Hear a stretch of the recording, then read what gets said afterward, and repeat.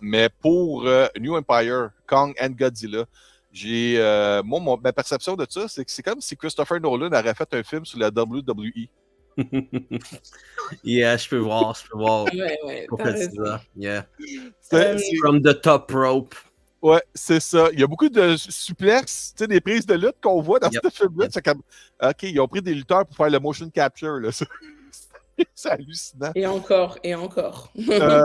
Moi, ce que je vais vous dire vite, puis je vais vous laisser conclure après ça.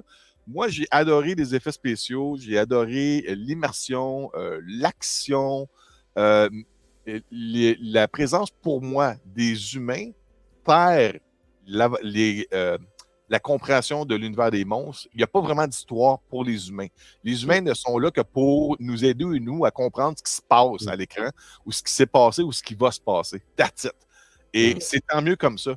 J'en parlais avec Louis avant le show. Je me disais, si Transformers, les films, pourraient utiliser cette façon-là de faire l'histoire aux yeux des Transformers au lieu des humains, comme ils l'ont fait avec Kong and Godzilla New Empire, ça serait déjà un upgrade par rapport au film précédent de Michael Bay. Mais pour ce film-là, New Empire, à date, ça marche box-office. Il va y avoir d'autres suites. J'ai eu du fun. Ma blonde Isabelle a dit, j'ai déjà hâte de retourner le voir au cinéma. Regarde, fait que nous autres, on a aimé ça. Puis à date, c'est un succès commercial. Fait que vous autres, vous avez pensé quoi de Godzilla and Kong New Empire? Je vais te laisser commencer. Oh, OK. J'ai trouvé que, bon, effectivement, c'est entertaining, mais j'ai été déçue du fait que ce soit aussi long et qu'il y ait si peu de profondeur. Ils auraient pu soit le raccourcir, soit prendre vraiment le temps de... Ils ont perdu du temps sur des storylines, genre voilà, King Kong needs dental care now, like what? Je veux dire, je comprends pas. Ouais, c'est vrai, ça. Pourquoi perdre 35 minutes pour nous faire genre il a un problème de carie? I don't care about that. Puis ça change absolument rien à l'histoire. C'est juste pour que, genre quoi, une heure après, dans le film, t'as le roi des singes qui saute de sa gueule parce qu'il a une langue qui est pas la sienne. Ouais. C'est tout. Il y a rien qui... comment dire, ça amenait quelque chose. J'en parlerai après, là, mais ça amenait quelque chose. Ça amenait le personnage qui est là, ok, mais je sais pas, je trouve que des fois, il y a des choses qui sont faites dans les films. Je sais que rien n'est fait pour rien et tout, mais il y a un final cut and I don't understand how this made the cut. Donc, honnêtement, il y a vraiment... je le mettrai pas dans mon top 3, celui-là, malheureusement. Pour moi, il m'a pas offert... Pour moi, c'était Godzilla vs. Kong number 2, littéralement. Et j'ai déjà vu Godzilla vs. Kong. Je veux, justement, on a parlé de tous ces films et de cette série qui nous amènent quelque chose, un élément différent, que ce soit au niveau de l'histoire, de la cinématographie, des effets spéciaux, des effets sonores. Et celui-là, il ne m'a rien apporté de nouveau. Il n'y a aucun élément nouveau. Même le type, et je suis désolée de faire un spoiler alert, même le type qui se bouffe spoiler alert! Voilà, le gars qui se fait bouffer par un tronc d'arbre, je veux dire, je ne sais pas si vous connaissez la loi des tiers dans l'écran, c'est quand ton personnage n'occupe qu'un tiers de ton écran, il va lui arriver quelque chose de très mauvais. Et là, le gars, il est en train de parler devant un arbre, et on a déjà vu un arbre bouger. Il y a 3 films de ça. Donc, c'est bon. Voilà. Je veux dire, je sais pas, j'ai pas été... Et c'était surprenant, mais j'ai pas été surprise. Vous voyez, je sais pas si vous comprenez ce que je veux dire. Oui. C'est juste... Et voilà, moi, je veux pas me faire... J'ai trouvé, et je vais peut-être avoir des mots durs, j'ai trouvé que New Empire, c'était du réchauffé. Voilà, c'était un repas qui m'a été réchauffé. Moi, j'ai l'impression que les gens qui ont trouvé ce film-là se sont dit « Ah, vous voulez voir les monstres? Vous voulez des monstres? On va en mettre des monstres, that's it. » Mais on n'en a pas donné des monstres, on m'en a pas donné. J'en ai eu plus dans King of Monsters, j'en ai eu plus dans Skull Island. Je m'en fous de la tribu qui habite des cristaux, là. Tu vois ce que je veux dire? Non, mais je vous dirais, Marie, on n'a pas eu beaucoup de monstres, mais on a eu présence à l'écran beaucoup de temps de combat. Mais c'est parce que la moitié du temps, on voit des Titans à l'écran. Comparé Oui, avec Godzilla de 2014, là, c'est...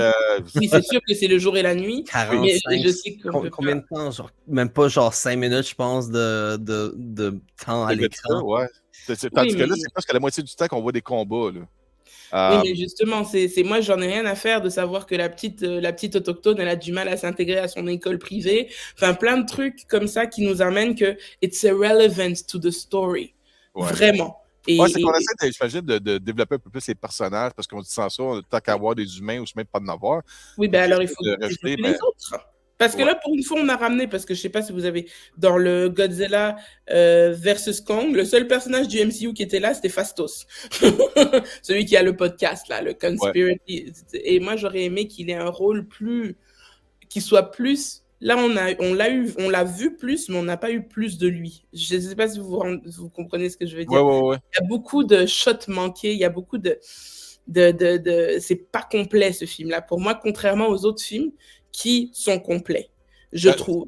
Moi, c'est ce que j'ai dit. Les gens m'ont demandé, comme tu m'as demandé, c'est qu'est-ce que t'as passé, Denis, de Godzilla and Kong New Power. Moi, j'ai marqué Stupid Fun. That's it. Stupid Fun, it's true. Stupid fun. Stupid Fun. Juste conclure en vous posant une petite colle. Quel acteur connu... Attends, je vais vous nommer le nom d'acteur, puis vous me direz dans quel film qui est. Parce qu'il est dans le film, mais on a coupé tellement son rôle qu'on le voit juste en cameo brièvement. L'acteur Lance Reddick, qui nous a quittés l'année passée, l'Afro-Américain, le butler dans le film de John Wick. Vous savez de qui je parle? Ah ouais, lui. Dans quel film joue-t-il du Monsterverse? Parce qu'il est... Mais là, regardez pas, trichez pas, là. Non, moi, je triche pas. Je pense savoir il est dans lequel. Il est... Oh, fuck.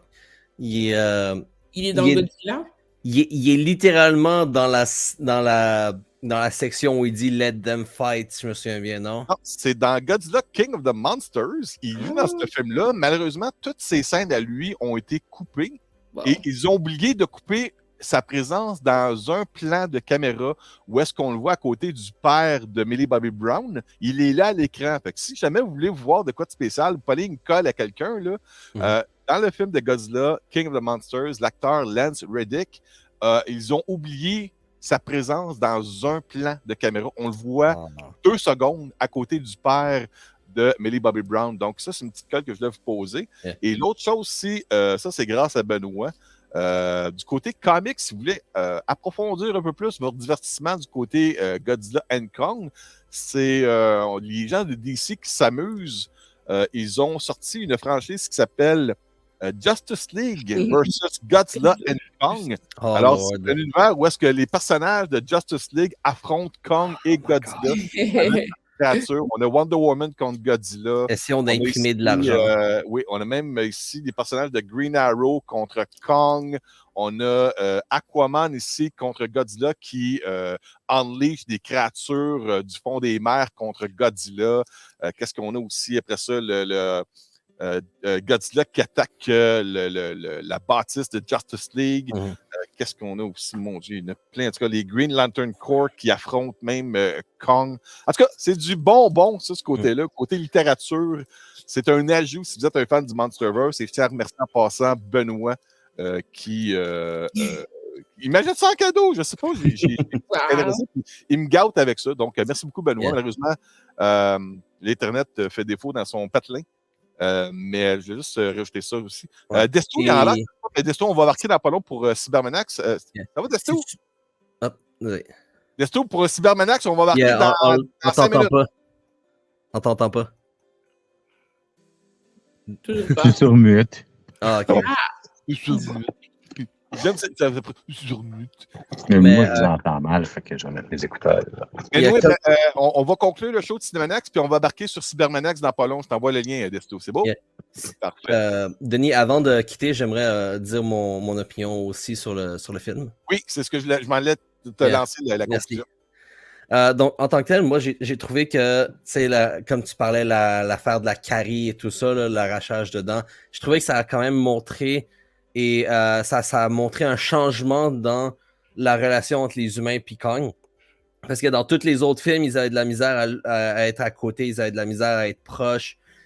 C'est comme s'ils étaient assez distants. Sur ça a été un come-up sur le fait que non seulement ils nous ont présenté un des acteurs un des acteurs qui a fait quand même beaucoup dans le film, là, lui qui me donnait beaucoup de vibes de... Comment ça s'appelle déjà? C'est lui qui s'était fait tuer par une Stingray dans le temps. Peu importe. Steve Irwin? Ouais, Steve Irwin, ça me donnait des vibes de Steve Irwin solides. C'est vrai, puis un peu même aussi Crocodile Dundee. Genre, ils nous ont présenté cette scène-là, puis ça nous faisait juste comprendre que, OK, maintenant, ils work en tandem, maintenant, Kong et les humains, genre... Ils l'ont quand même bien sédaté. Cohabitent quand même. On va pas se mentir. On va pas se mentir, toi aussi, tu voudrais la sédation quand t'arraches une dent à ce point-là. Tu m'as-tu le nombre de liquides C'est comme, c'est juste qu'ils en font un petit peu plus parce que sinon, ils perdent la base au complet. Il faut vraiment arrêter là-dessus parce qu'on doit commencer Cybermaniacs dans 2 minutes. Donc, juste... Isabelle vient de me confirmer que le film vient déjà de dépasser 80 millions. Donc, c'est au-delà de les attentes. On pensait avoir 55 millions, puis on est rendu à 80 millions en Amérique du Nord. Là, je vais conclure real quick. Là, personnellement, dans le film, le plus gros down que j'ai eu, c'était littéralement les combats de créatures dans le side. So, Godzilla versus le mutant dans l'Arctique, qui ont littéralement juste coupé puis que ça a été plate. Oui.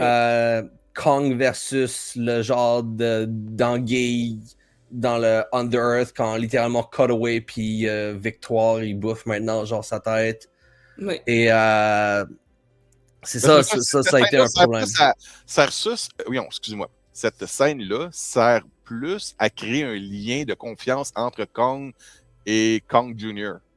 Oui, avec les mini-Kong. Mais en même temps, c'est ça. Je comprends ce que tu veux dire à chaque fois qu'il y avait une scène de combat. Et là, genre, enfin, c'est intéressant. Puis là, they just cut away. Ça, j'ai trouvé ça assez plate. Mais sinon, story-wise, j'ai réussi. Parce qu'en s'entendant, ils essaient toujours de prendre la même recette à chaque fois. Sur cette fois-ci, ils ont quand même pas réussi la recette. Ils ont essayé de créer un film autour de la recette pour que ça fonctionne. Puis là-dessus, merci beaucoup, Louis, encore. Merci beaucoup, Marie. Merci, Ben. Je sais que tu nous regardes. Puis que malheureusement, l'Internet fonctionne au 54K présentement dans ton coin. OK. C'est ça qui se passe en Nobel. Bonne journée, bonne semaine. Et allez voir Godzilla, Kong, New Empire. Vous allez avoir du fun. Bye. Bye.